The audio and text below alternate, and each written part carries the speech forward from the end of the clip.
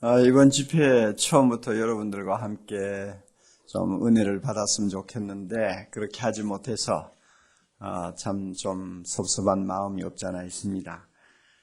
내려와서 여러분들이 참 좋은 강사님을 통해서 은혜 받고 또 기뻐하고 감격하는 모습을 보니까 얼마나 제 마음이 또 기쁜지 모르겠어요. 교갱협을 시작한 지도 벌써 7년 7년이 넘어가네요. 참 처음에는 못 모르고 어떻게 보면 못 모르고 가슴만 뜨거워서 또 어떤 면은 답답해서 교갱협을 우리 형제들과 함께 시작을 했습니다. 세월이 흐르면서 정말 벽이 높구나 하는 것을 절실히 느꼈어요. 교단의 여러 가지 병폐라든지 또 굳어있는 의식이라든지 또 교권욕에 사로잡힌 사람들의 그 의식 구조라든지 이런 것들이 경험을 하면 할수록 얼마나 심각한가 하는 것을 지금까지 제가 많이 보아왔습니다. 그럼에도 불구하고 우리 교갱협에 소속된 우리 동역자들이 참 그래도 꾸준히 희망을 잃지 않고 노력을 한 덕분에 그래도 여기저기서 조금씩 나아지는 어떤 좀 모양들이 보이고 있어요. 그래서 교단장 선거도 돈 들이지 않고 치를 수 있도록 조금 이제 방향 전환을 할 수 있었다는 것도 이거 대단한 것이고, 또 교회갱신협의회가 중심이 되어가지고 20개 가까운 교단의 NGO 그룹들과 한국교회 목회자 협의회를 만들어서 지금까지 5년 가까이 사역을 하면서 한국교회 갱신과 그리고 일치와 또 사회적 섬김을 위해서 노력을 할 수 있게 된 것은 하나님의 은혜라고 생각을 합니다. 제가 교갱협을 책임지고 있는 사람으로서 여러분에게 하고 싶은 말이 참 많아요. 이 부산 지역은 이제 또 어떤 면에서는 우리 한국의 제2도시 아닙니까? 또 앞으로 엄청나게 발전할 수 있는 가능성을 갖고 있는 지역이고, 또 새로운 정부가 들어서면서 이제 지방 분권 또 지방 자치제에 또 좀 더 한 걸음 더 높은 발전을 기하는 이런 상황에 있기 때문에 여러분의 역할이 점점 더 이제 중요해질 것입니다. 이런 의미에서 여러분에게 좀 말씀드리고 싶고 당부하고 싶은 이야기들이 많아요. 그러나 이런 시간에 또 제가 그런 이야기를 가지고 낭비하기는 조금 아쉽다 하는 생각이 들어서 제목에 있는 내용대로 짧은 시간이지만은 함께 생각해 보려고 합니다. 부탁은 여러분들이 좀 적극성을 띠고 자기 교회와 한국 교회를 아울러서 책임을 지는 지도자들이 될 수 있기를 바랍니다. 한목협을 하면서 이제 우리 한국에 있는 큰 교단의 모든 교역자들을 많이 만나지 않습니까? 만나면 우리 교단의 목회자들의 특징이 있어요. 좀 좋지 않는 말로 표현하면 끌어다 놓은 보리자루 같아요. 대부분이 자기 교회에서 강단 밑에 엎드려 기도하는 데는 아주 경건하고 능한 사람들인데, 막상 모든 다른 교단의 사람들과 함께 모여 있으면 이게 참 여러 가지 면에서 좀 어색하고, 그 다음에 좀 생각이 뒤떨어지고 답답한 이런 인상을 참 많이 받습니다. 그게 우리 교단의 풍토예요. 여러분이 이제는 이런 풍토를 빨리 개선해야 됩니다. 우리 교단에는 거의 목회자들이 목회하면서 강단 밑에서 기도하고 우리 성도들 돌보고 하는 일에만 거의 시간을 보내는 분들이기 때문에 사고하는 것이나 보는 것이나 생각하는 것도 이 통찰하는 것들이 한계가 딱 있어요. 그런데 타교단은 보면요, 바운다리가 넓어요. 예를 들어 통합측이라든지 감리교라든지 기장이라든지 이 바운다리가 넓어요. 그래서 각자 은사대로 교회 지도자들이 사람을 키울 수 있는 공간도 있고요. 또 자기 은사에 따라 뛸 수 있는 여건도 있고요. 기회도 있고요. 그렇기 때문에 사람들이 골고루 자라고 있어요. 인물들이 골고루 배치가 되어 있어요. 그런데 우리 교단은 그게 없어요. 통합하고 여러분 비교를 해도 통합은 대학만 해도 큰 대학이 몇 개입니까? 방송국, 교육기관, 출판사, 여러 가지 면에서 자기 역량껏 뛸 수 있는 환경들이 조성이 되어가지고 신학교 졸업하면 무조건 목회만 한다 이런 의식이 아니거든요. 내 역량에 따라서 내가 뛸 수 있는 데를 진출한다. 이런 이제 풍토니까 각 그 영역에 따라서 인물들이 자라고 있는 거예요. 그러므로 보는 통이 넓어요. 보는 눈이 넓어요. 그런데 우리 교단은 좀 힘을 쓸 수 있는 곳이 신학교밖에 없어요. 그래가지고 몽땅 좀 목에 힘주기를 원하는 사람은 신학교에 모여가지고 신학교에서 정치하고 앉았다고. 그래서 신학교를 못 쓰게 만들고 있잖아요, 지금. 이렇게 우리 활동 분위기가 좁아요. 믿음은 좋은지 모르지만 여러 가지 면에서 뒤떨어져요. 이런 것을 여러분들이 개선을 해야 합니다. 개선해서 우리가 좀 더 밝은 미래를 향해서 몸부림을 쳐야 합니다. 합동측은 한국 교회에 있어서 right wing하고 left wing하고 그러니까 우파하고 좌파 사이를 이어주는 이 중심축을 잡아주는 역할을 합니다. 합동측의 역할이 중요한 건 바로 이거예요. 양쪽을 잡아매주는 중심축이 돼 있어요. 그런데 이 중심축의 역할을 하는 우리가 너무 안목이 좁으면 안 돼요. 그러므로 여러분 타교단 교역자들하고 좀 접촉을 많이 하세요. 신학 따지지 말고 접촉하세요. 신학은 각자 제가 좋은 대로 하면 되잖아요. 옛날에는 내가 믿는 신학을 왜 내가 안 따르느냐 해가지고 따지면서 싸우려고 들었지만 요즘 세상에는 싸울 필요가 없어요. 너 신학 네가 따라가면 내 신학은 내가 따르면 되는 거예요. 남에게 강요할 필요가 없어요. 천국을 가도 제가 갈 거고 지옥을 가도 제가 갈 거고 내가 책임질 필요가 없어요. 그러니까 그런 문제를 가지고 여러분들이 어떤 선입견을 갖지 말고 좀 넓게 교제하세요. 넓게 교제해서 우리의 좀 안목을 넓히도록 하세요. 이거 아주 시급합니다, 지금. 그리고 타교에 어떤 행사들이 있으면 참석을 해보세요. 세미나가 있든지 뭐가 있든지 가세요. 우리 교단 목회자들은 이 교단의 울다리를 뛰어넘지를 못해요. 그냥 그 속에 갇혀 있어요. 그러면 우리 발전이 없습니다. 앞으로는요, 여러분이 아시겠지만은 교인들 세계에서는 교파관념이 없습니다. 서울 지역에 좀 많이 큰 교회 가서 여러분 교인들에게 의식조사를 한번 해보세요. 교파관념이 전혀 없어요.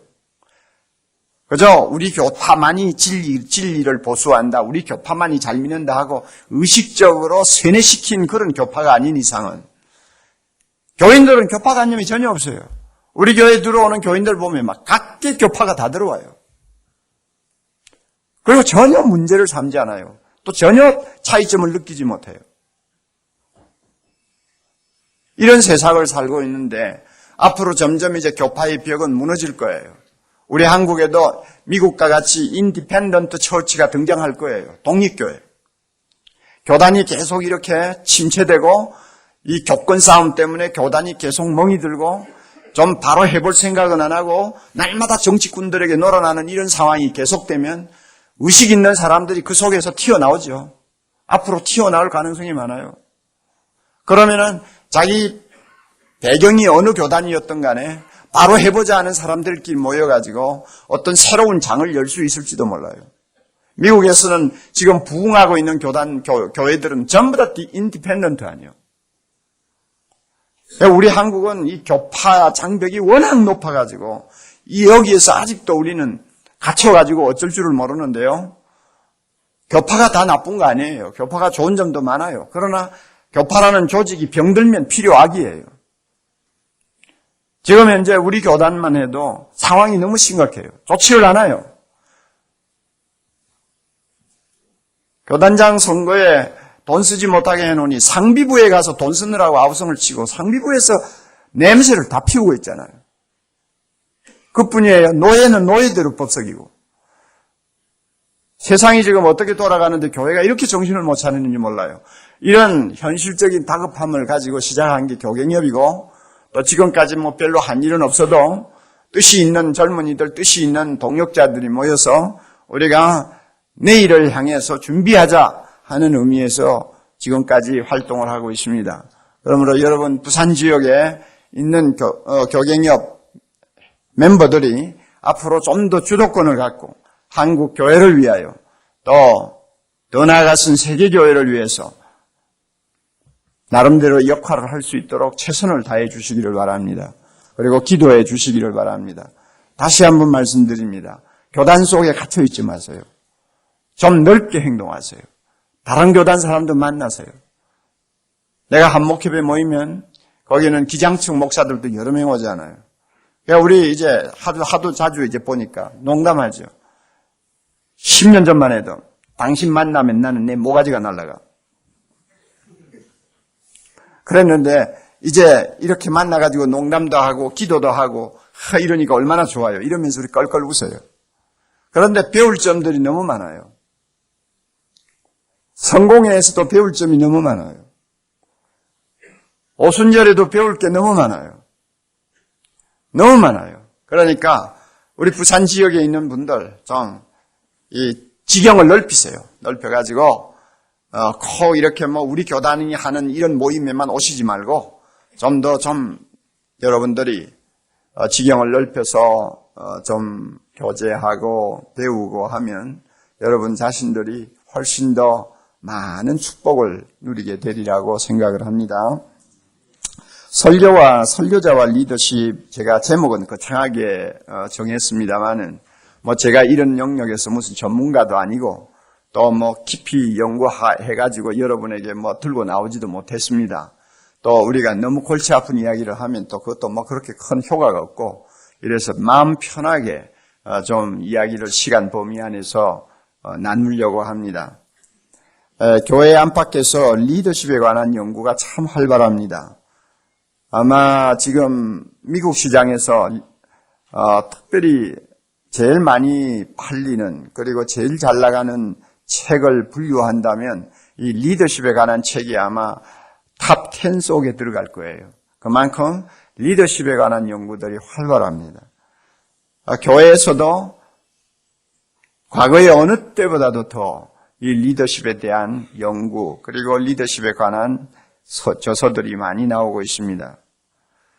우리가 잘 아는 바와 같이 국가나 기업이나 또 심지어 교회까지 어떤 지도자가 어떤 리더십을 가지고 지도하느냐에 따라서 그 조직의 생명이 좌우되는 겁니다.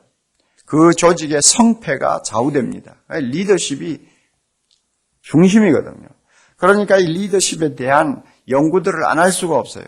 좋은 리더십 가졌어요? 거기에는 햇살이 비쳐요. 나쁜 리더십을 갖고 있어요? 거기에는 그늘이 져요. 어쩔 도리가 없는 거예요. 좋은 리더십을 가지고 있어요? 그러면 그 교회는 생명이 살아요. 좋은 리더십이 안 돼요? 그 교회 생명은 죽어요. 어쩔 도리가 없는 거예요. 이러니까 우리 목회자들도 리더이기 때문에 리더십에 대해서 우리가 관심을 가질 수밖에 없습니다. 이렇게 중요한 리더십이기 때문에 리더십을 가지고 있는 리더에 대한 요구는 점점 더 냉혹해지고 있습니다. 여러분이 많이 보시겠지만은 어떤 리더를 세워서 회사를 맡겼다. 그런데 목표 달성이 되지 않고 뭔가 제대로 안 돌아가면 사정없이 리더를 갈아치우는 냉엄한 사회에 오늘 우리가 살고 있습니다. 이것은 한국이나 미국이나 마찬가지예요. 무슨 오너라고 해가지고 어떤 창업주가 그냥 끝까지 눌러앉아 있는 이런 회사 같으면 좀 사정이 다릅니다만은 전문 경영인을 들여놓고 회사를 맡기는 그런 기업들 보면 얼마나 냉혹한지 모릅니다. 어떤 목표에 달성하면 계속 대우해주고 또 파격적인 대우를 하면서도 밀어주고 만약에 그 목표에 달성이 못되면 사정없이 끌어내리고 자리를 바꾸는 이런 일들이 많이 일어나죠. 그래서 그 리더십이 그만큼 중요하기 때문에 책임을 묻는 면에서도 엄격하다는 것을 우리는 현실적으로 봅니다. 그렇다면 교회는 이와 같은 사회의 추세를 따라가지 아니할까요? 여러분 어떻게 생각하세요? 교회도 따라갑니다. 벌써 따라가고 있어요. 내가 아는 여러 교회들 보면 목사님들 정년할 때까지 시간 많이 남아 있어요. 그럼에도 불구하고 못 견디는 거예요. 교인들이 못 견뎌요. 결국 중도 하차시키고 리더십을 교체하는 것을 제가 여러 번 봤어요. 이런 추세가 점점 많아질 거예요. 이런 면에서 우리가 우리 자신을 갈고 닦고 또 우리 자신이 유능한 리더로서 교회 지도자로서 역할을 하기 위해서 피나는 노력을 하지 아니하면 옛날처럼 그저 기도만 많이 하고 있다고 해서 문제 해결은 안 될 거예요. 지금 우리가 너무나 복잡한 사회를 살고 있기 때문에 사회에서 일어나는 일은 교회로 전이가 되는 것을 우리가 많이 봅니다. 사회의 여러 가지 주류가 돌아가는 주류가 교회로 밀고 들어오는 것을 많이 봅니다. 이것을 주목해야 합니다. 리더십에 대한 경향도 틀림없이 사회에서 돌아가면 교회도 돌아갑니다. 시간의 차이가 있을 뿐입니다. 이런 면에서요, 우리가 좀 긴장할 필요가 있고 또 사회적으로 돌아가는 모든 일들을 세심하게 연구할 필요가 있습니다. 리더십이란 뭐냐? 한마디로 존 맥스웰이 정의한 것처럼요. 영향력이다. 리더십이 뭐냐? 영향력이에요. 존 맥스웰은 그랬어요. 영향력 이상도 아니고 이하도 아니다. 영향력이다. 영향력이 좋으면 리더십이 좋은 거고 영향력이 없으면 리더십이 약한 거고 또 리더십이 잘못된 것이라 그 말입니다. 영향력이다. 이 말 굉장히 저는 좋아합니다. 중요한 말이라고 봅니다. 리더십은 지위가 아니에요. 리더십은 영향력이에요.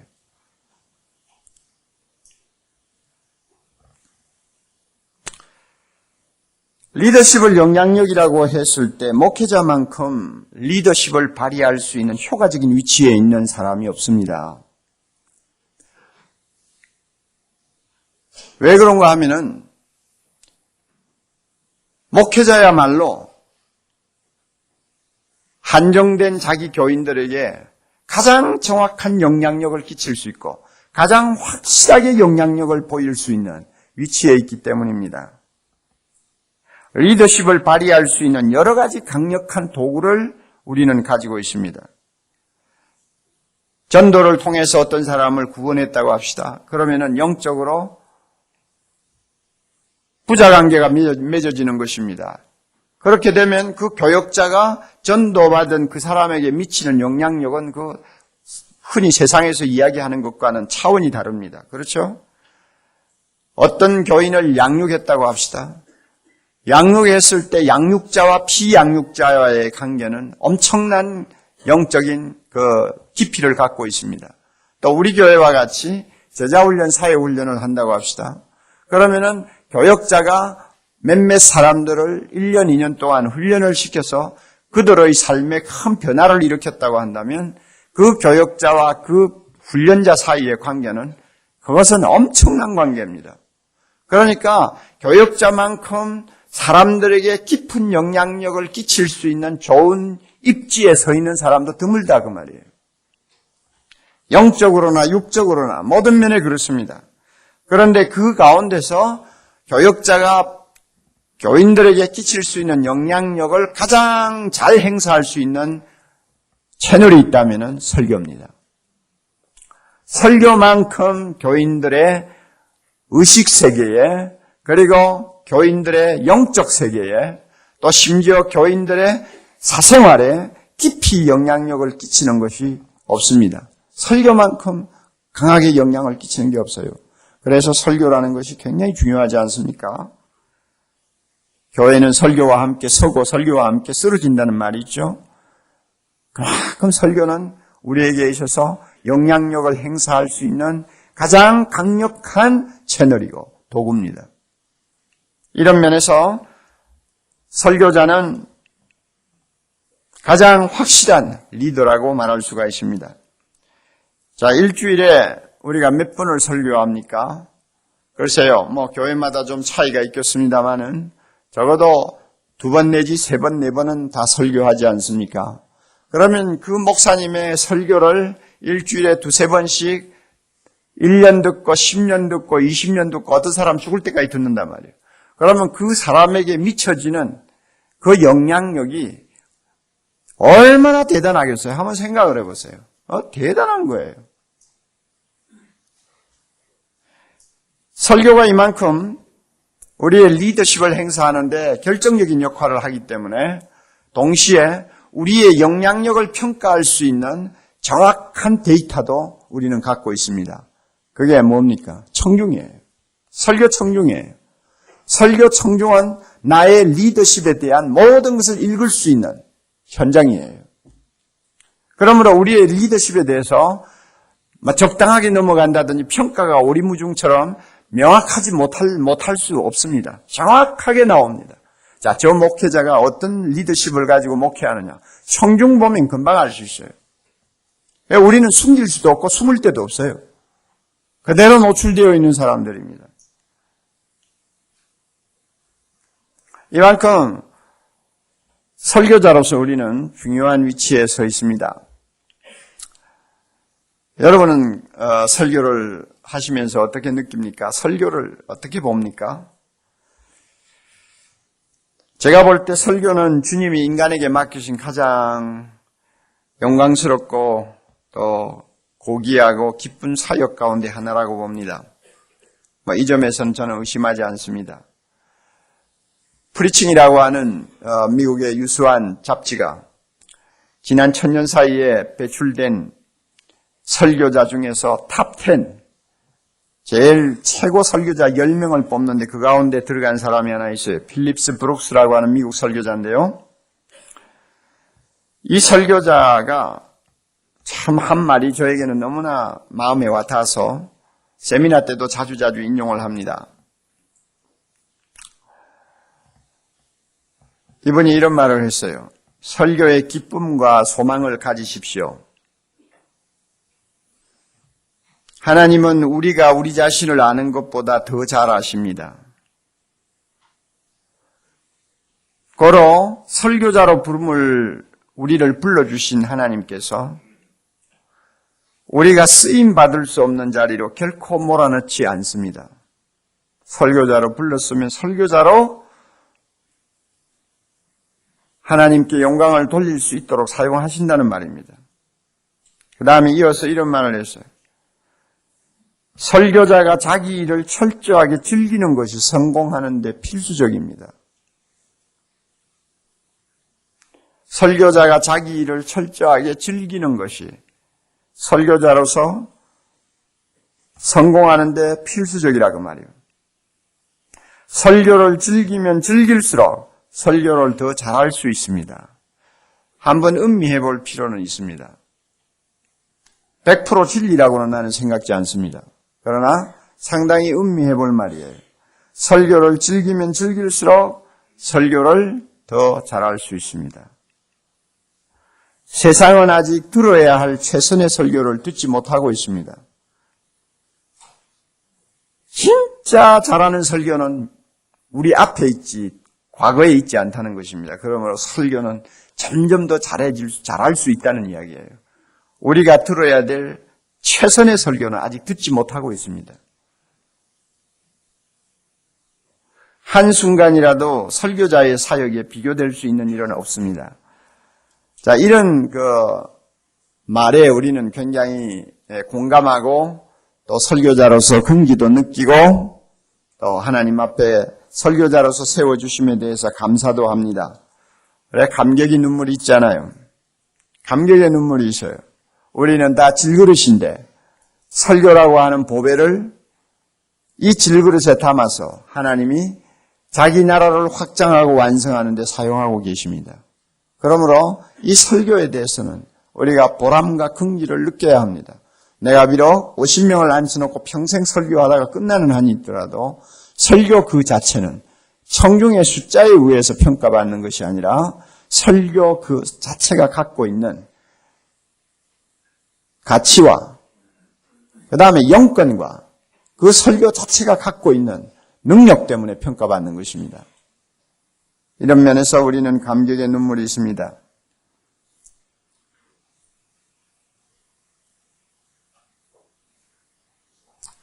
그런데 이제 고민이 있어요. 우리가 설교자로서 리더십을 능력 있게 또 건강하게 행사하기 위해서 항상 설교를 즐길 수만 있다면 얼마나 좋겠어요. 자, 여러분 한번 손 좀 들어보세요. 제가 오늘 강의를 좀 딱딱하게 끌고 가는데 뭐 어쩔 수 없어요. 짧은 시간이니까 적당히 이야기하고 넘어가고 싶지는 않고요. 좀 생각하면서 지나가고 싶은데요. 여러분 설교를 진짜 즐기는 분 한번 손 들어보세요.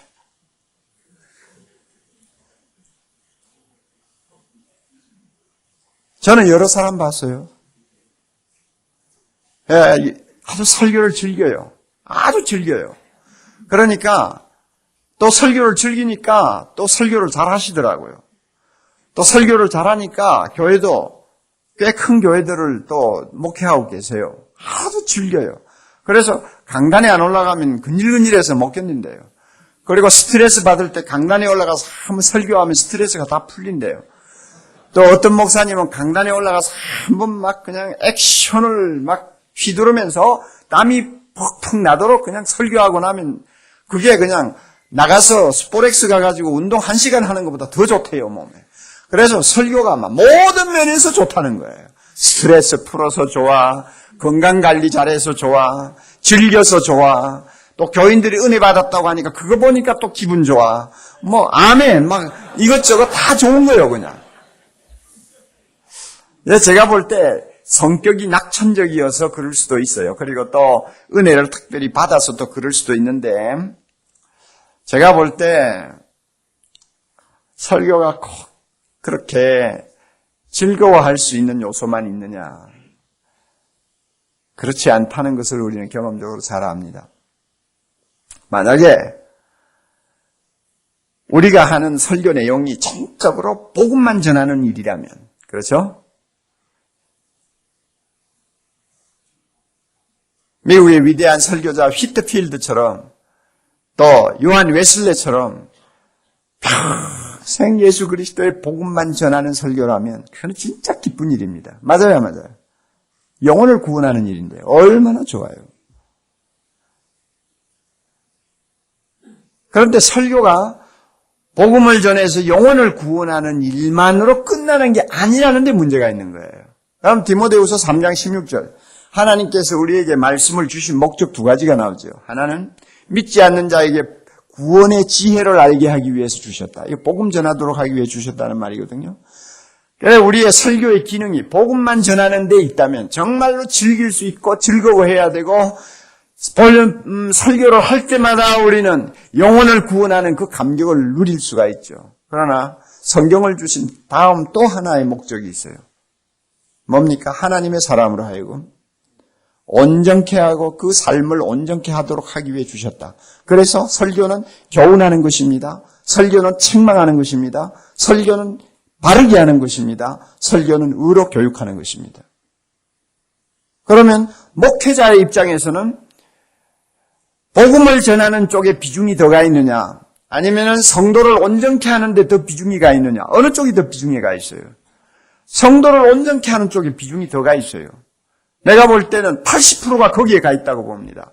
20%가 복음을 전하는 사역이고 80%는 예수 믿고 돌아온 하나님의 사람으로 하여금 하나님 앞에 온전한 삶과 온전한 인격을 갖추도록 하기 위해서 교훈해야 되고 책망해야 되고 참 잘못된 것은 뜯어 고쳐줘야 되고 의로 교육하는 높은 수준에까지 끌어올려주는 것이 설교의 사역이라고 말이에요.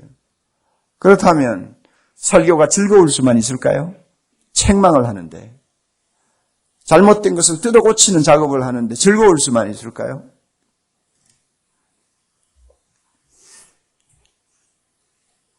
아이를 낳는 여자가 새 생명을 얻은 기쁨이 있어요. 해산의 기쁨이 있어요. 그러나 동시에 양육의 수고가 뒤따르고 양육의 눈물이 따른다는 것은 우리는 너무나 잘 상식적으로 알고 있잖아요. 설교도 똑같다고 봅니다. 기쁨만 있는 거 아니에요.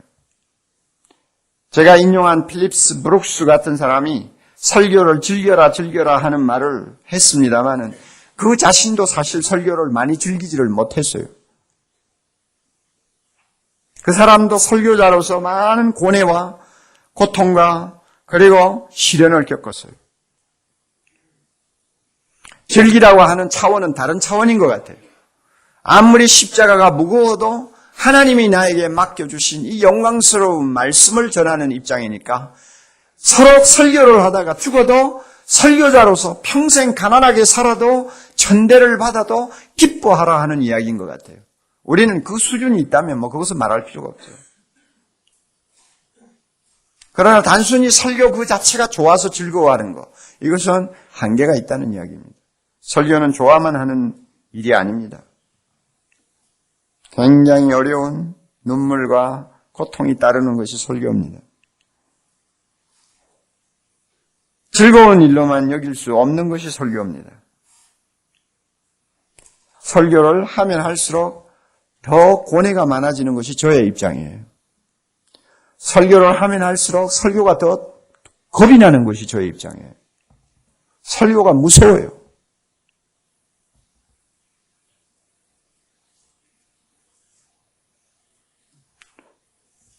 제 이야기를 종교개혁자 루터가 잘 대변해 주었어요. 제가 왜 설교가 무서운지, 왜 설교가 겁이 나는지.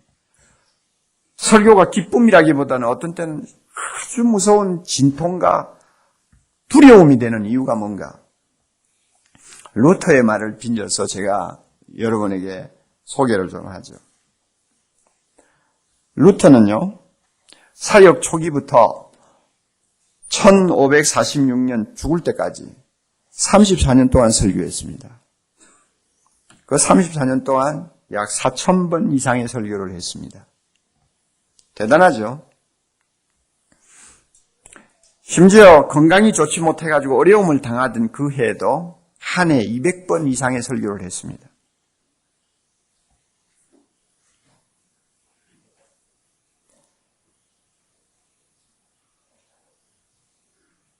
그런데 그가 항상 설교를 좋아한 거 아니에요. 자, 그의 말을 직접 제가 읽어드릴게요. 한번 들어보세요.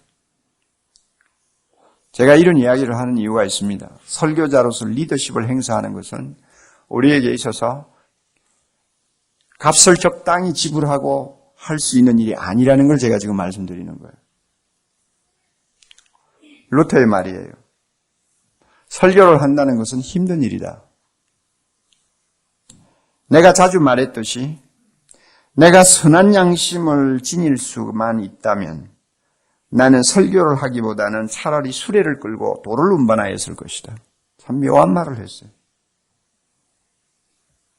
또 설교의 임무를 맡은 사람은 누구나 항상 괴로운 것이다. 그러므로 내가 자주 말했듯이 저주받은 악마가 설교자가 되어야지 선한 사람은 결코 설교자가 되어서는 안 된다.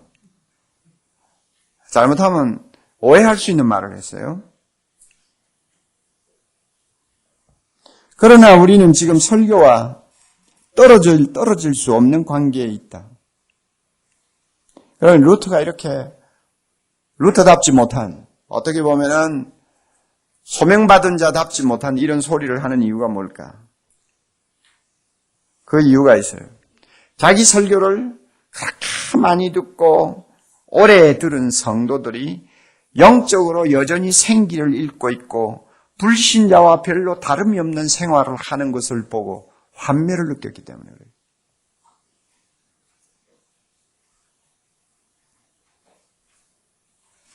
그래서 심지어 어느 때는 노골적으로 교인들에게 이런 말을 했어요. 여러분에게 설교를 계속한다는 것은 나에게 상당히 괴로운 일이다. 그래서 한동안 설교를 중단하고 안 할 때도 있었어요.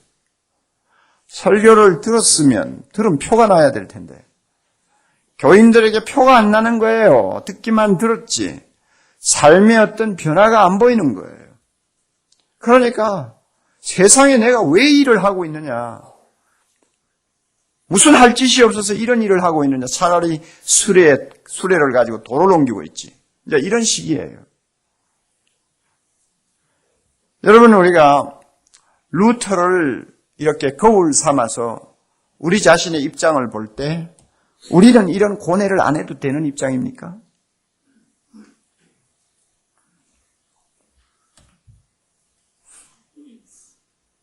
안타까운 것은 오늘날 많은 설교자들이 이런 고뇌를 할 수 있는 양심을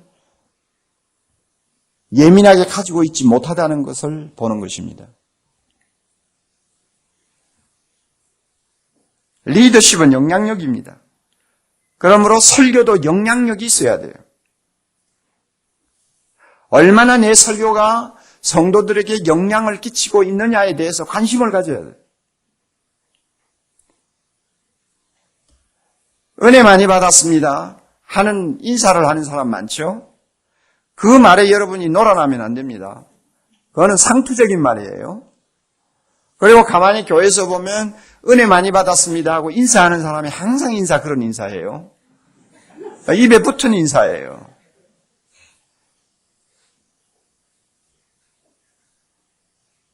중요한 것은 변화거든요. 말씀을 들은 자에게 어떤 변화가 일어나느냐, 설교를 통해서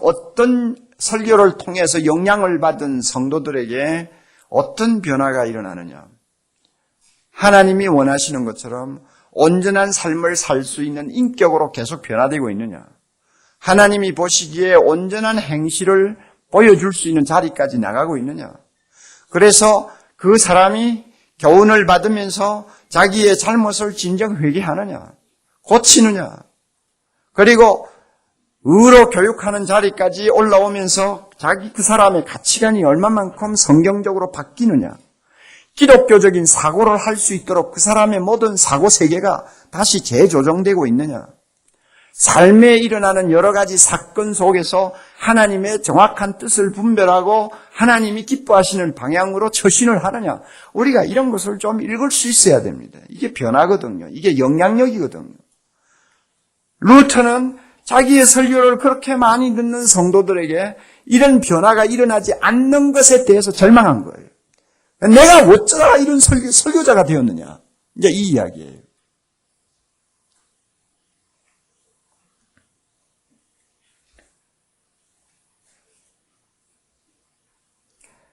하나님의 말씀을 가지고 책망을 해야 됩니다. 바르게 고쳐주어야 바르게 되도록 잘못된 것은 뜯어 고쳐줘야 됩니다. 여기에 어떻게 눈물이 없겠어요? 여기에 어떻게 우리의 고민이 없겠어요? 그래서 실제적으로 성도들에게 정말 고침을 받는 무슨 증거들이 나타나야 영향력이 행사되는 설교를 하는 거거든요. 이런 것을 우리가 제대로 발견하지 못하면 참 어려운 거예요.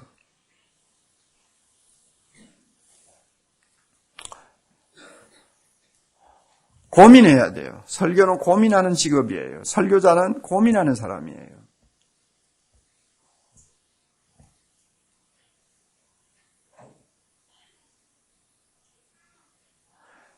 교회 안에 중진들 여러분 한번 우리가 구체적으로 무슨 그들의 속을 뒤집어가지고 들여다보지는 못했습니다만은 대충 알잖아요. 장로부터 시작해서 권사들, 저의 경우를 말한다면 25년 동안 제 밑에서 설교 들은 사람들, 예배 시간에 설교를 잘 듣고 있어요. 그러나 대부분이 보면 들어주는 것이지 듣는 것이 아닙니다.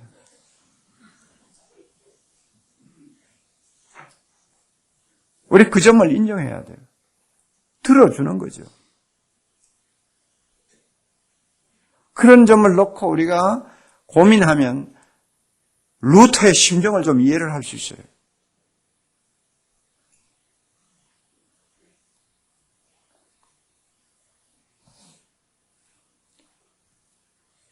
레리 보시디라고 하는 미국의 저명한 회사 회장이 그 리더십에 대해서 이런 말을 했어요. 당신의 리더십이 어느 정도인지 알고 싶으면 당신이 이끌고 있는 사람들이 어떻게 하고 있는지 보면 된다 그래요. 사람을 보라고 그랬어요. 당신의 리더십을 보고 싶으면 당신이 이끌고 있는 사람을 보라. 자, 우리 교육자들에게 당신의 리더십이 어느 정도 영향력을 갖고 있는지 알고 싶으면 교인들을 봐라 그래요.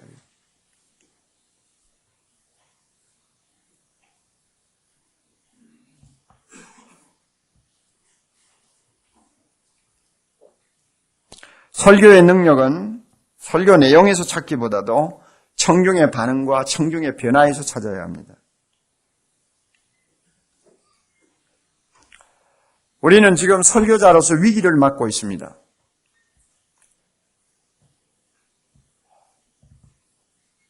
아무리 설교를 해도 그 설교가 사람들에게 어떤 변화를 일으키지 못한다 하는 절박감, 절망감을 자주 느낍니다. 뭘 보고 아느냐? 여론조사에서 미국에서도 나타나고 한국에서도 나타나고 있어요. 신자와 불신자의 삶이 별 차이가 없다는 거예요. 설교를 일주일에 새벽기도 나오는 사람은 10번 이상 듣는데도 그 10번 이상 듣는 사람의 가치관이나 설교를 듣지 않고 세상을 사는 사람들의 가치관이나 별 차이가 없다는 거예요. 설교를 많이 들은 성도들이 이 사회 문화를 형성하는 데 주도적인 역할을 해서 이니시어티브를 잡아야 되는데 지금은 거꾸로 이 사회에 상대주의적인 문화와 가치관에 젖어 있는 사람들이 교회 성도들에게 오히려 영향을 끼치고 있어요. 그래서 교회가 설교를 듣고 무엇을 하느냐 하고 물으면 대답이 잘 나오지 아니하는 아주 어려운 상황에 우리가 놓여 있습니다.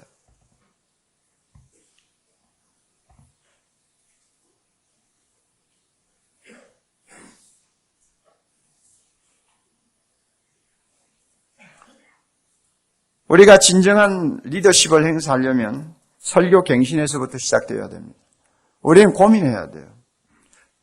설교는 하나님께서 주신 영광스러운 사역이지만 하나님이 원하시는 것만큼 우리가 제 몫을 못하는 것 같아요.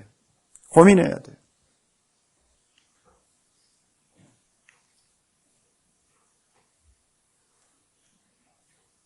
저는 똑똑한 아들놈이 셋이 있어요.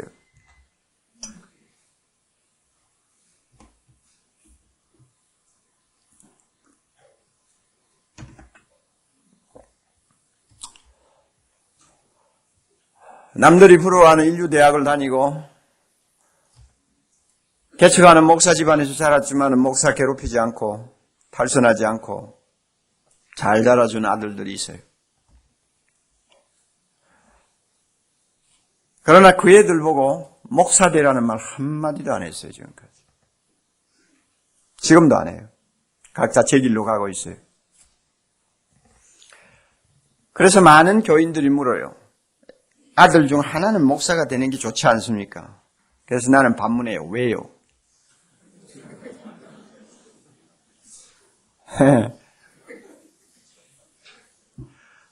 그러면 그렇게 말하는 사람들의 밑바닥에는 구약적인 어떤 사고방식이 깔려 있어요. 제사장의 집안에서 제사장이 나온다 이거죠.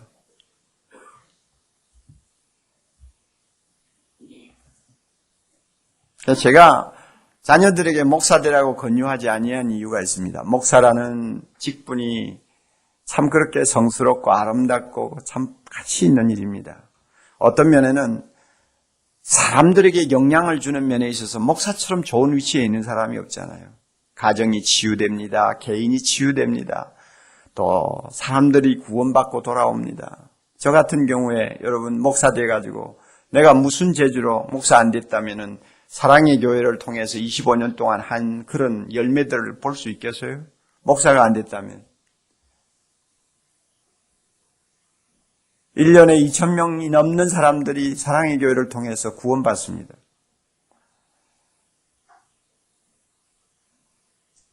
수천 명의 사람들이 제자 훈련 받고 그들의 인생관이 바뀌고 가치관이 바뀌고 삶이 바뀌었어요. 수많은 가정이 깨어지기 직전에 치유되었어요. 많은 젊은이들에게 비전을 심어주었어요. 내가 목사가 안 됐다면 내가 무슨 일을 해가지고 이만한 영향을 끼칠 수 있겠어요? 하나님이 참 비천한 것을 들어서 목사를 세워주었기 때문에 내가 이런 일을 했어요. 그러니까 목사만큼 귀한 직분이 없어요. 그럼에도 불구하고 자녀들에게 강요를 안 했어요. 아마 어려서부터 너는 목사 돼야 된다, 목사 돼야 된다 하고 이렇게 가르치고 계속 키웠으면 계속 들어가지고 세뇌당한 것이 아마 소명이라고 느끼고 아마 목사 됐을 거예요. 틀림없이. 제가 강요하지 않는 이유가 있습니다. 설교 때문입니다. 설교는 진짜 못할 일이에요. 제가 보니까 그래요.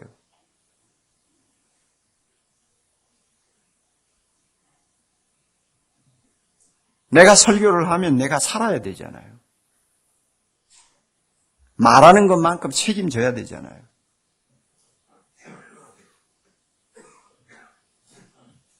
남에게 가르치는 것만큼 나를 먼저 가르쳐야 되잖아요. 그런데 그게 안 된다고 말해요. 그게 잘 안 돼요.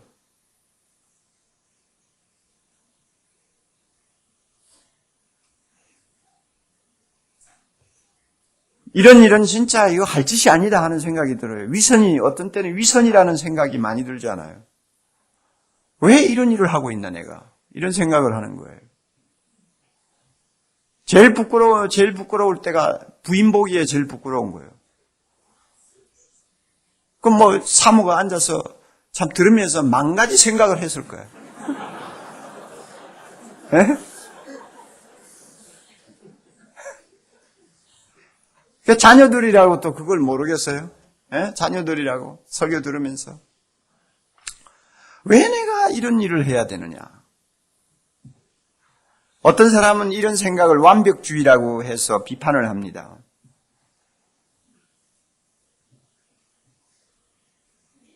그러나 설교자는 책임지는 사역입니다. 책임을 져야 됩니다.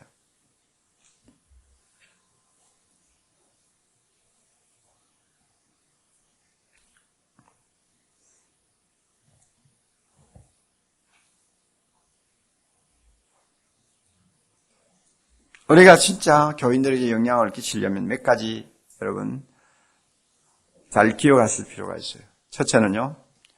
직업의식을 버리세요. 목사 설교라는 것을 직업의식으로 생각지 마세요.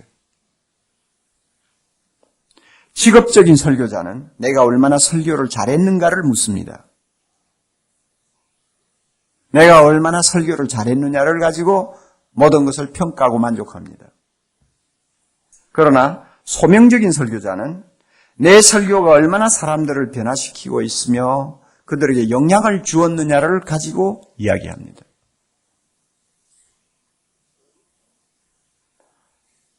직업의식에 사로잡혀 있는 사람은 설교를 통해서 나타날 결과나 열매에는 큰 관심이 없습니다.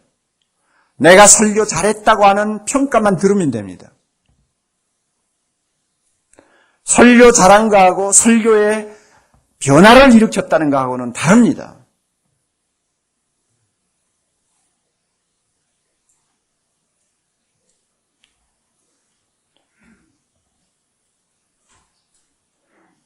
오늘 우리가 교회를 갱신하기를 원하면 설교 갱신에서부터 시작되어야 되는데 그러려면 설교하는 설교자가 의식이 똑바로 서 있어야 돼요. 목사가 직업입니까? 예, 솔직하게 말하면 직업이죠. 그거 가지고 먹고 사니까 직업이죠. 목사직을 봉사직이라고 생각하는 것은 옛날 이야기예요. 직업이죠. 그렇지만은 우리가 아무리 목사가 직업처럼 보여도 설교자로서의 입장을 직업처럼 보면 안 됩니다. 이거는 하나님이 명령하시니까 내가 서서 전하고 가르치는 것이니까 이거는 소명이잖아요. 소명자로서 내 설교를 평가하는 사람은 이 설교를 통해서 얼마나 많은 사람에게 긍정적이고 또 열매 맺는 영향을 주었느냐를 가지고 고민을 하게 되어 있습니다. 아무리 많은 사람이 내 설교 잘 들었다, 은혜 받았다, 설교 좋습니다. 100마디 말을 해도 성도들에게 변화가 일어나지 않고 어떤 열매가 안 보이면 그 모든 과장하는 말에 귀를 기울이지 않습니다. 이게 소명받은 설교자의 자세입니다. 여러분은 어느 쪽이에요?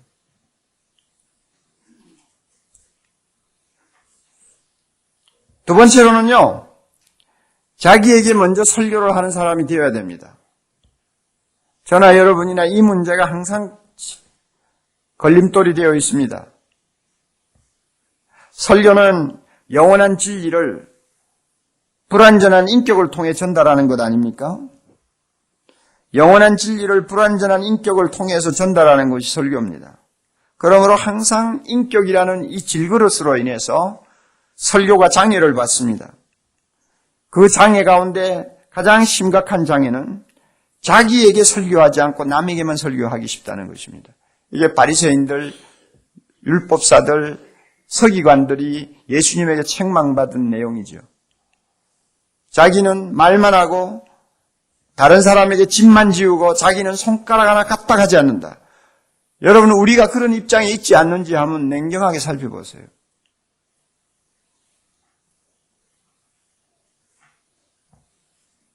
얼마나 설교하기가 무서운지요.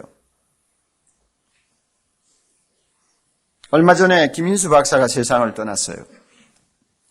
여러분이 김인수 박사님, 그 장로님 아시는 분은 알죠? 고려대학교 교수입니다. 그리고 그 부인은 김수지 박사, 연세대학교 간호대학 교수죠. 김인수 박사는 너무 집안이 가난해가지고 고등학교 졸업도 제대로 못했어요. 그래가 검정고시 쳐가지고 겨우 자격을 얻고 국제대학을 다녀가지고 졸업을 하고 그 다음에 미국 들어가서 이제 정식으로 공부를 해서 경영학계 통해 아주 유수한 학자가 됐습니다. 지금 한국 정부를 위해서도 많은 기여를 했고 또 고려대학 안에서도 굉장히 일을 많이 했어요. 그런데 그분에게 참 아름다운 것은 신앙입니다. 참 놀라운 것은 신앙이에요.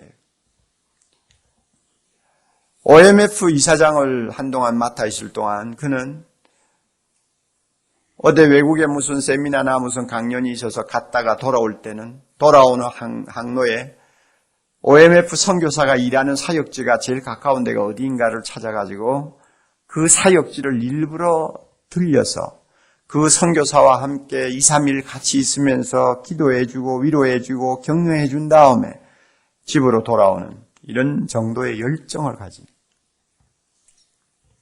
참 멋진 분입니다. 나이는 저하고 동갑이에요.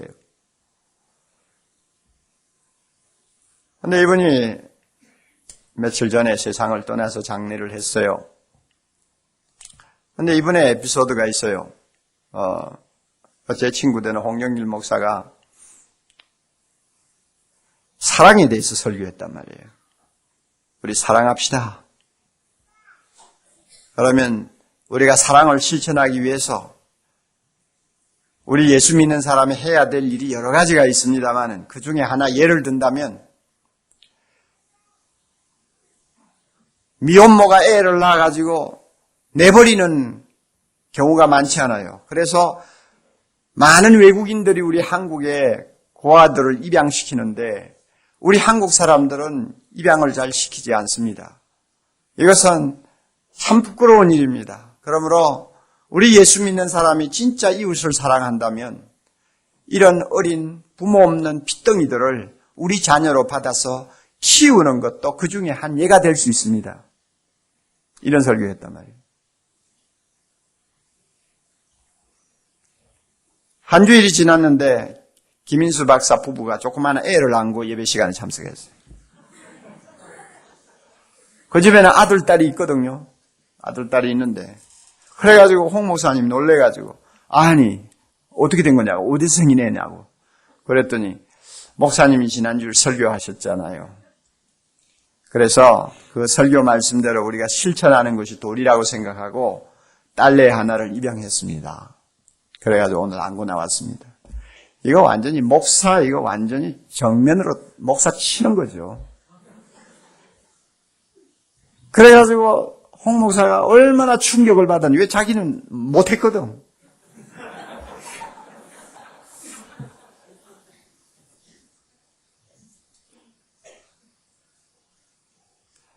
내가 김인수 박사 그 이야기를 그때 듣고 저도 좀 감동을 받아가지고 나도 애 하나 입양해야 되겠다. 그래가지고 집사람을 꼬시기 시작합니다. 우리 집에는 아들만 셋인데 집사람이 체력이 그렇게 강하지 못해요. 이 황소 같은 놈들 셋을 키운다고 얼마나 고생을 했는데, 야, 딸 하나 입양하자. 이래가지고 사정사정 하는데도 결국 통과를 못 보고 말았습니다. 그러니까 여러분, 제가 이제 한 가지 예를 드는 거예요. 설교가 얼마나 무서운 건가.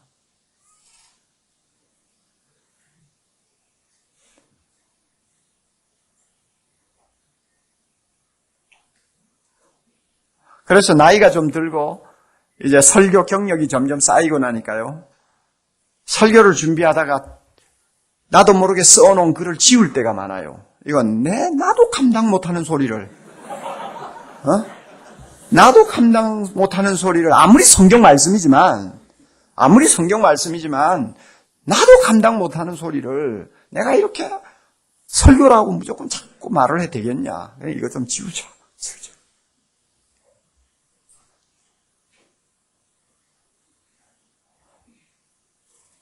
이것이 100% 옳은 태도는 아닙니다. 여러분이 그걸 아세요. 100% 옳은 태도는 아니에요. 그러나 바람직한 태도예요. 제가 옳은 태도와 바람직한 태도를 구별하는 이유를 여러분이 기억을 하세요. 왜 옳은 태도가 아니라고 하느냐 하면, 하나님이 가르치고 전하라고 했으니까 내가 비록 지키지 못하고 따르지 못하는 것이라도 하나님의 진리는 전해야 됩니다. 가르쳐야 됩니다. 이게 우리 사명이에요. 만약에 내가 지키는 것만큼, 내가 성실하게 순종하는 것만큼 그 테두리 안에서만 전한다고 한다면 우리는 성경 말씀 전체에 10분의 1도 전하지 못할 거예요. 맞죠? 이게 정확한 해답이에요. 그러므로 내가 지키지 못하든 지키든 간에 나는 가르쳐야 된다. 가르치되 나는 비록 가르치는 입장에 있지만은 듣는 사람에게만 전하는 것이 아니라 나 자신에게도 내가 지금 가르치는 것이다. 이런 입장에서 우리는 말씀을 가지고 사역을 해야 합니다. 이게 정상적인 사역이에요.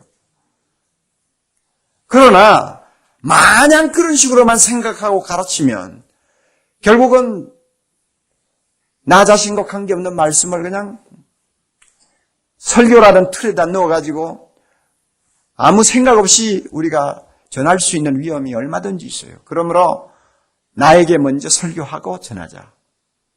이런 태도를 우리가 취하는 것이 바람직한 태도라고 말해요. 오늘 한국교회 설교자들의 문제점이 있다면 설교가 설교로서 끝나버리는 거예요. 무책임한 말을 너무 많이 하는 거예요. 그래놓고 나중에는 다 책임지지 않아요. 들은 사람도 설교니까 들은 거지. 그 설교를 들어서 어떻게 하자는 거냐 하고 물으면 거기에 대한 생각은 한 번도 안 해보는 거예요. 설교를 들은 것뿐이에요. 그래서 설교자의 영향력이 점점 왜소해지고 설교는 많은데 변화는 일어나지 않는 이런 어려운 상황에 우리가 오늘날 놓이게 된 것입니다.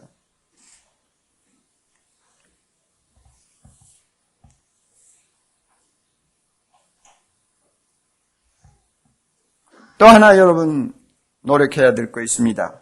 들리는 설교를 하려고 노력하세요. 들리는 설교가 있고 들리지 않는 설교가 있습니다. 억지로 들어주는 설교는 들리지 않는 설교입니다. 안 들으려고 하는데도 귀에 들어오는 게 들리는 설교입니다.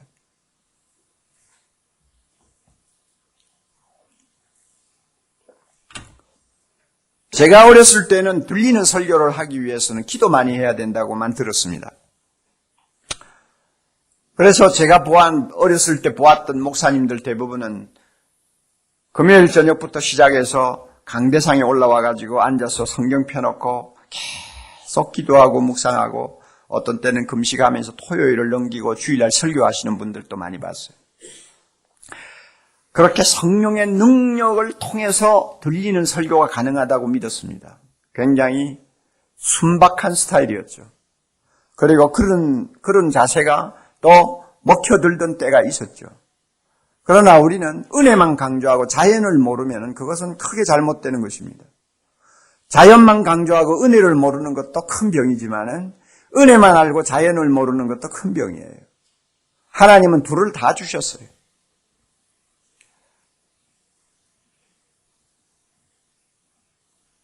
들리는 설교, 시대마다 틀립니다. 농사 짓던 사람들의 귀에 들어오는 설교가 있어요.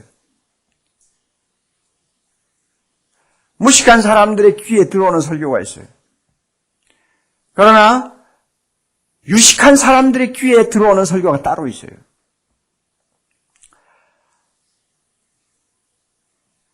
오프라인 시대에 들어오는 설교가 온라인 시대에는 들어오지 않을 수도 있습니다.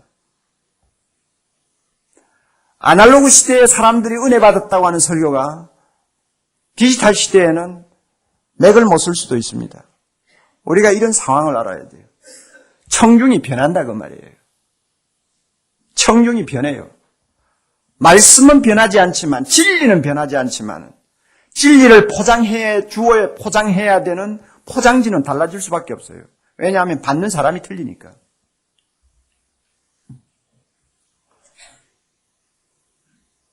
우리는 위대한 선배들이 가르쳐준 대로 기도해라. 성령의 능력과 감동이 있으면 그 설교는 귀에 들어가고 영혼을 꿰뚫고 영혼의 귀를 울릴 수 있다. 우리는 그 놀라운 진리를 그대로 계승해야 됩니다. 이건 진리고 기본이니까. 이건 은혜예요. 그러나 그들이 가르쳐주지 아니한 부분을 우리는 주목해야 합니다. 오늘을 사는 현대인들의 귀에 들어가는 설교를 하려면 어떻게 해야 될 거냐. 이건 놓고 우리가 실험해야 돼요. 또 그 말 하는구나. 자, 또 그 소리구나. 안 들어가는 설교죠. 안 들리는 설교예요. 우리 목사님 맨날 설교 시작하면 처음에는 저런 예화를 하나 하지. 그 다음에 또 이제 좀 나올 거야. 그러다가 성경으로 가겠지. 성경의 내용 간단하게 설명하겠지. 그 다음에는 큰 소리를 한번 외칠 거야.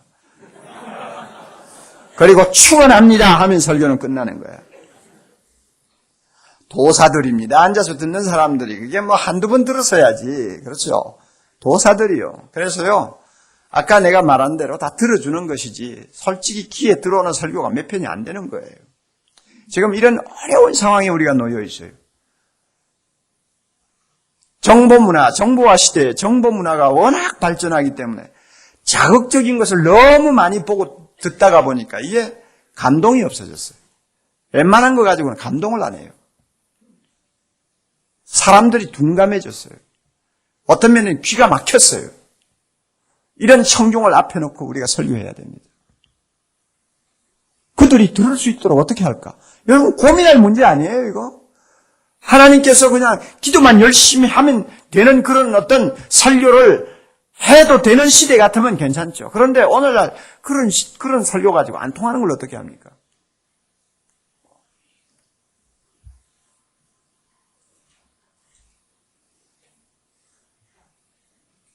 설교는 산탄이 아니고 실탄이라는 말이 있어요.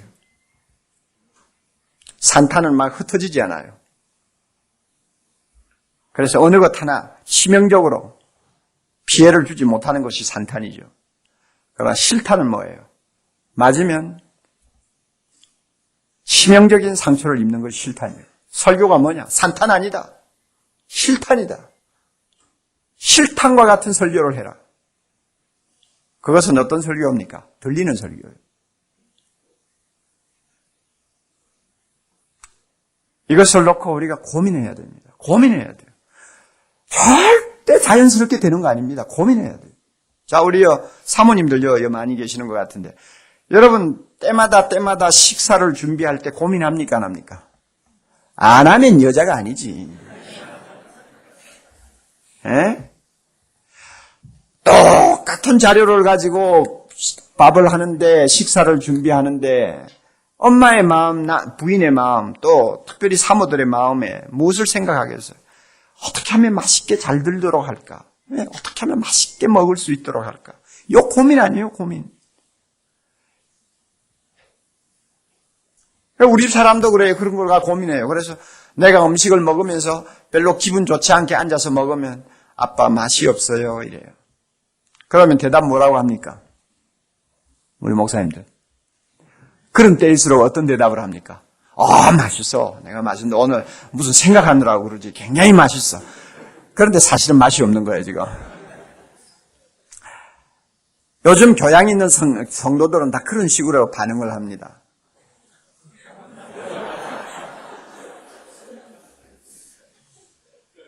그러니까 부인이 부엌에 들어가서 참 어떻게 좀 간을 맞추고 어떻게 좀 해서 참 어떻게 맛있게 먹일 수 있을까? 이 고민하는 거 아니에요. 여러분, 설교하는 사람이 이런 문제를 가지고 고민을 안 한다면 이건 참 이상한 거예요. 진짜 이상한 거예요. 이번에 우리 교회에서 세들백 교회 릭 와렌 목사의 설교 세미나를 했죠. 여러분 가운데 참석하신 분들도 계실지 모르지만 참 좋았어요. 그 설교 세미나의 핵심이 뭐냐면 적용이거든요. 설교의 적용. 적용이 뭐냐? 모든 성도들이 들을 때 내 말을 하는구나 하고 들을 수 있도록 하는 게 적용이거든. 그래서 그거 설교에 양념도 쳐라, 설교에 어떻게 꽃꽂이도 해라 하는 이야기가 이제 그런 이야기예요. 이게 뭐냐 하면 할 수 있으면 귀에 들어가도록 설교를 하는 것이 목회자의 책임이라는 말이에요. 듣더니 말더니 나는 하나님의 말씀 선포한다. 이래가지고 고래고래 소리나 지르고 끝나는 게 설교가 아니고 듣도록 만드는 게 설교라고 말이에요. 듣도록 만드는 게. 이거 고민해야 돼요. 고민해야 돼요. 그래야 영향력이 있어요. 사람에게 변화가 일어나요. 로이드 존 오지빌이라고 하는 목사님이 계세요. 미국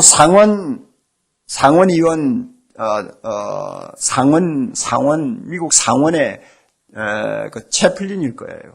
그 상원의 목사입니다. 그러니까 대단한 분이죠. 이분을 어느 기자가 찾아가서 이렇게 물었어요. 이제 연세가 좀 많으신 분인데, 만일 목사님이 사역을 다시 시작할 수가 있다면 설교자로서 새롭게 해보고 싶은 것이 무엇입니까? 그랬더니 그분의 대답이 뭔지 아세요? 설교 연구와 준비에 더 많은 시간을 투자하고 싶습니다.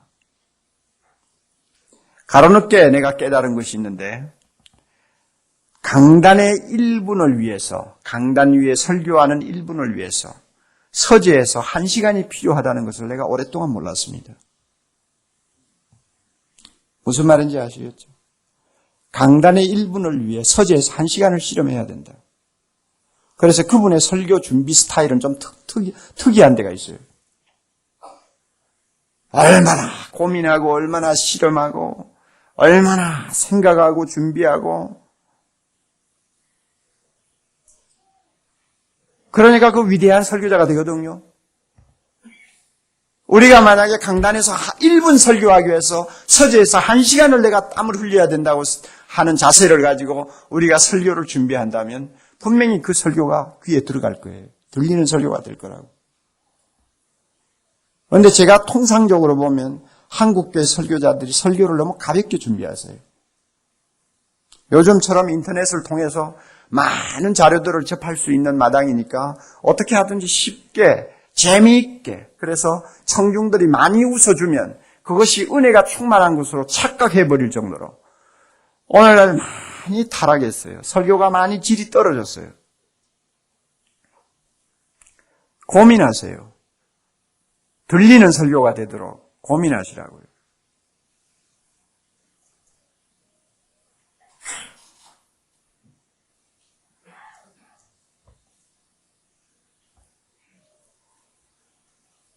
여러분의 사역에 있어서 설교를 준비하기 위하여 시간과 에너지를 얼마만큼 투자하느냐가 여러분의 설교의 질을 결정합니다. 그러므로 교인들에게도 여러분이 교육을 시켜야 돼요. 적어도 일주일에 금, 토는 나를 건드리지 말라. 내가 설교 준비에 몰입해야 된다. 쓸데없는 것 가지고 오라가라 하지 말라. 교인들이 떨어져 나가는 한이 있더라도 교육을 시켜요. 그리고 설교에 집중하세요. 그러면 처음에는 교인 수가 줄지 모르지만 설교가 능력이 있고 정말로 성도들의 귀에 들어오는 설교가 선포되면 그 교회는 부흥합니다. 믿습니까, 여러분? 그렇잖아요. 설교를 흐리멍덩하니까 있던 교인들도 도망가는 거지. 그 무슨 고문을 당해도 그런 고문을 당해요. 앉아서.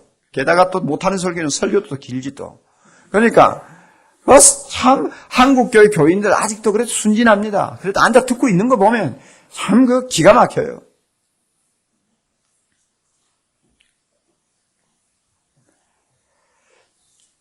설교가 너무 힘들어요. 설교는 저의 십자가입니다.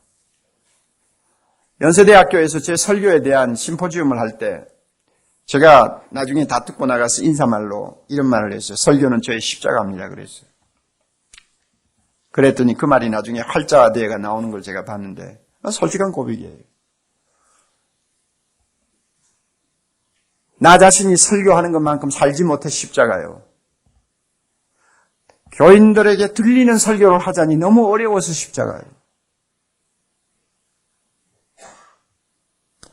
교인들에게 어떤 변화가 일어나고 하나님이 원하시는 온전한 자리까지 교인들이 성숙하는 모습이 다 좀 드러나야 되는데 그런 면에서 얼른 눈에 잘 뜨이지 아니하는 것을 보면서 이 너무너무 무거워, 너무너무 힘든 거예요. 그래서 설교에 저는 많은 몸부림을 칩니다. 그래서 저는 좀 설교를 어렵게 준비하는 목회자라고 말할 수 있습니다. 제가 잘 아는 어느 목사님은 야 무슨 설교 준비를 그렇게 오래 하냐. 나는 설교 준비 30분이면 되는데 그러더라고요. 진짜 그 목사님은 30분 만에 설교 준비하시요. 뭐 타고난 은사라고 해야죠. 그 사람이 30분 동안에 준비하는 것을 저는 일주일 내 준비를 해야 되니 그게 도대체 사람 차이라도 그런 차이가 어디 있는지 모르겠어요. 저는 이 설교를 준비하면서 저는 그 컴퓨터를 작업을 여러분도 하시잖아요. 컴퓨터 작업을 하는데 우선 본문 엑세지시스를 해야 되잖아요. 성경 본문에 대한 충분한 검토가 있어야 되잖아요. 그 검토하는 데 시간 걸리죠. 그리고 여기에서 모든 것을 다 이야기할 수는 없잖아요. 그 본문에 있는 내용을 다 이야기하는 바보 같은 짓은 말아야죠. 가장 핵심적인 진리, 내가 이번 주에 꼭 전해야 되는 진리가 무엇인가 하는 것을 정확하게 캐치하는 데도 시간 걸리죠. 왜냐하면 나에게 오지 않으면 안 되니까. 성령이 주시는 음성이라고 흔히 그러잖아요.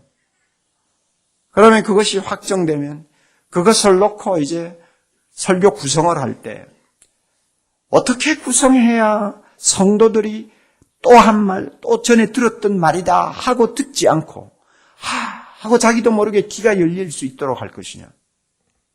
이걸 놓고 이제 고민하는 거예요. 그래서 5만 가지 자료를 검토를 합니다. 그래서 어떤 때는 뭐 흔히 말하기를 양념을 치는 거죠. 맛이 나도록 양념을 치고 그 다음에 지루하게 듣지 않도록 양념을 치고 또 어떤 면에는 남의 이야기처럼 들리지 않도록 좀 구체화시키고 그 다음에 설교 진행에 있어서도 좀 긴장을 시킬 때가 있는가 하면 풀어줄 때가 있고 어떤 때는 좀 웃겨야 될 필요가 있을 때는 좀 웃겨야 되는 이야기도 좀 들어가고 그렇게 해서 사람들이 그냥 좀 속된 말로 혼이 싹 빠지도록 어떻게 설교할 수 없을까? 이걸 놓고 고민하는 거예요. 그러니까 원고를 다 작성해놓고도 그 원고를 또 뜯어 고치는 것을 저는 보통 한 5번 반복하는 것 같아요. 토요일 날 저녁까지. 해놓고 나면 마음에 안 들어요. 그러면 또 작업하고 또 마음에 안 작업하고. 그래가지고 어느 정도 정리가 되면 그 다음에는 마음에 두고 그 말씀을 내가 내 마음에 담도록 하기 위해서 애를 씁니다. 성경 구절은 할 수 있으면 외우려고 애쓰고, 그 다음에 할 수 있으면 원고에 매이지 않고 아이 콘택을 하면서 눈과 눈이 마주치면서 설교를 할 수 있도록 하려고 내 나름대로 노력하는 것이죠. 한마디로 연출을 연습하는 거예요. 설교자는 연출이에요. 그렇죠? 아무리 핸델의 할렐루야 위대한 곡이라도요, 성가대가 죽으면 아무도 감동 못 받습니다. 마찬가지예요. 하나님의 말씀 아무리 진리지만은 설교하는 자가 연출 잘못하면 그건 은혜가 안 되는 거예요. 별 도리가 없는 거예요. 고민을 해야 돼요. 그런데 대부분이요, 젊은 사람들이 아직도 30대, 40대밖에 안 된 사람들이 설교를 아주 우습게 생각하고 그래서 1시간 뚝딱뚝딱뚝딱 해가지고 들고 나가더라고. 그런 식으로 버릇이 들면요, 싹시 노랗습니다. 앞으로 절대 장수하지 못합니다.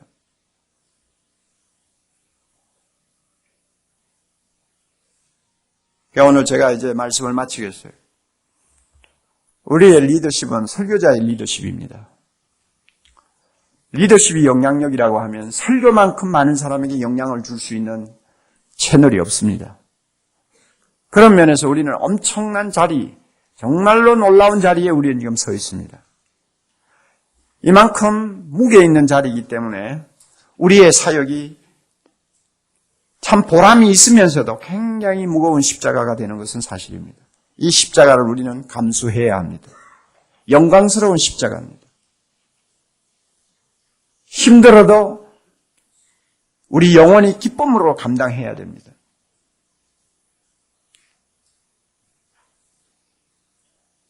우선 직업의식을 버리세요. 내 설교가 얼마나 잘했느냐 그거 따지지 마세요. 내 설교의 영향력이 어떠하냐를 찾으세요. 그 결과를 찾으세요. 청중을 주목하세요. 자기 자신에게 먼저 설교를 하세요. 나와는 관계없는 설교 자꾸 하는 위선자가 되지 마세요. 들리는 설교를 하세요.